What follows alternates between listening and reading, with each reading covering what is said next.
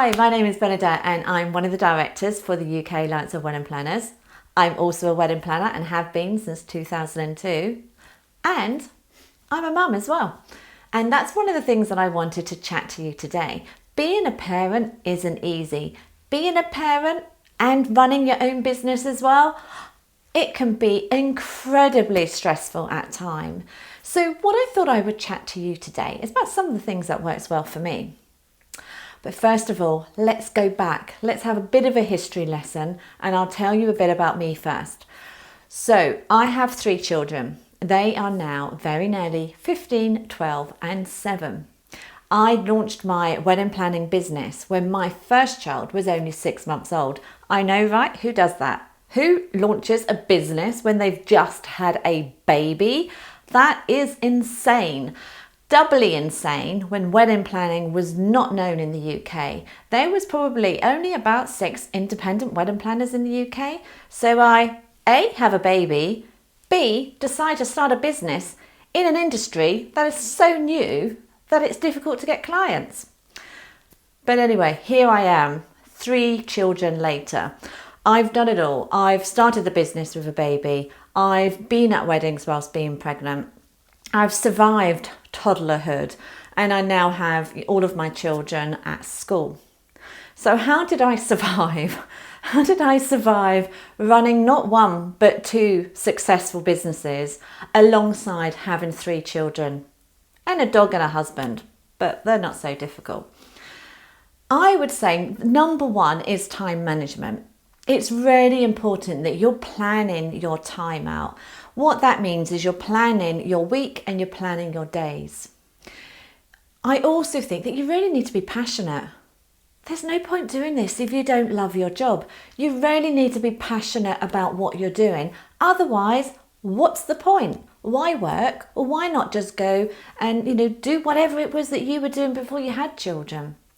So you have to be passionate about success, about succeeding, about creating the wedding that your clients desire.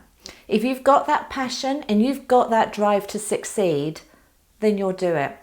You'll be able to combine children and work. So plan your time. And what I mean by that, and I know that we talk about this in another YouTube video, is that you need to think about the tasks that you're doing to actually organize your work, so the work for your clients, but also to work on your business, so your PR, your marketing, your finance. It's really important that you've set aside some time to do that. But it's really important that you set aside some time for your children as well. So that's why it's vital that you have a calendar, a diary, whatever it is that you use, something where you are blocking out the important things. I can't tell you how many times I've forgotten that half term's coming up because I haven't put it in my calendar. So number 1, when your children start to go to school, make sure that you've got a note of assemblies and sports days and school trips and all of those half terms and summer holidays. If you've got it in your calendar beforehand, then you can plan out your time appropriately. The next thing that I feel is really important is where you work. Now, I am very fortunate that I've always had an office to work from, so both here and both in my previous home. So I know that I'm fortunate. If you don't have a spare room, if you don't have an office, if you don't have a garden where you can build a cabin where you're going to work from, you need to have somewhere that's separate. You need to have somewhere that is your workspace. So whether that's a corner in the room, whether it's underneath the stairs, whether it's set aside part of the dining room, you need to have a space that is just for you to work. The other thing that I always did, so from the minute I started my business in 2002, was to make sure that I had a separate phone number for my business. Now, I know that you may not want to have a landline and that you may prefer just to have your mobile, but my reasoning behind this was if that went, I can make a decision whether to answer that phone or not. And what I mean by that is if my child was screaming in the background, I was not going to pick up the phone. I also didn't want to be, going around the supermarket with my child and then talking to a potential client on the phone. So I feel quite strongly about that you need to ensure that you're only picking up the phone at the appropriate time that you can do so. You do not want to create an impression that you are a harassed mum. You might be a mum, but you're a businesswoman, you're a businessman as well. And so I think that's really, really important. You need to be gentle with yourself. Don't compare yourself to other people out there that are running their, wedding businesses. You're not the same. Don't look at them. Look at yourself. Be the best that you can be. So don't compare. Try to be flexible with your time. So to ensure that you are there for some of the key moments in your children's life. What you don't want to do is to look back on those years thinking, why did I not go to the sports days? Why did I not see any of their assemblies? Will you miss some? Yes, you will. But I feel that you need to be there for most of them. You need to show your children that you love them, that you respect them, and that you're there for them. But at the same time, they need to love and respect you back for being a business owner. It's a two-way street, and I know that you can do it. If I can do it, you can do it. The other thing that you need to do is prioritize. So prioritize your time.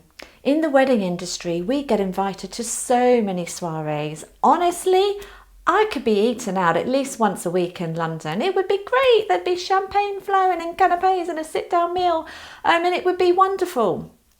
But is that a good use of my time?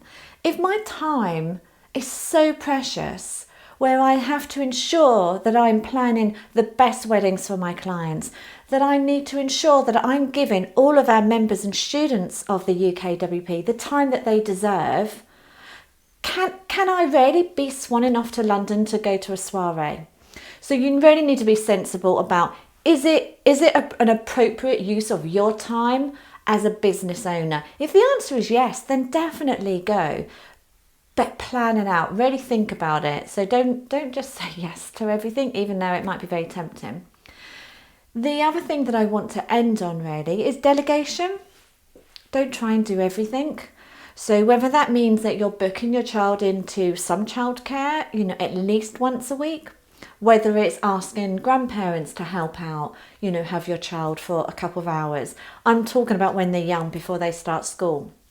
It might be that you want to outsource your bookkeeping or outsource your social media. Don't try and do it all. It's hard enough being a business owner, doing it all, but trying to do that whilst bringing up your family as well is really difficult. So we all have the same amount of time, but it's how you use your time. So really think about, do I have to be doing this, or can someone else do it for me? I'd really love to hear from you. So what works well for you? What tips do you have for running your business and bringing up your family as well? So don't be shy, leave some comments. I'd love to know what works well for you. But I hope that in the meantime that this has helped. And until next time, speak soon. Bye.